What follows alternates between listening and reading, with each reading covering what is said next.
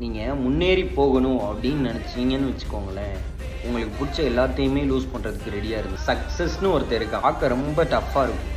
ஆக்சுவலாக அவன் தான் ரொம்ப நல்ல, ஆனால் அவனுக்கு ஒரு கெட்ட பழக்கம் இருக்குது. என்னென்னா, இங்கே யார் உண்மையாகவே உழைக்கிறா அப்படின்னு பார்த்துட்டு உண்மையாக உழைக்கிறான் பாரு, அவனுக்கு தான் இங்கே நிறையா டெஸ்ட்டு வைப்பான்.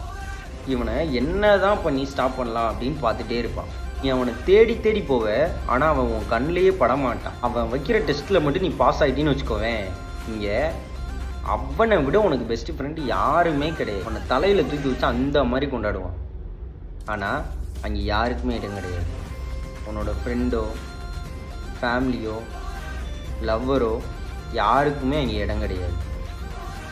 உனக்கு மட்டும்தான் இங்கே இடம். Success become friend only to the deserving, not to every one.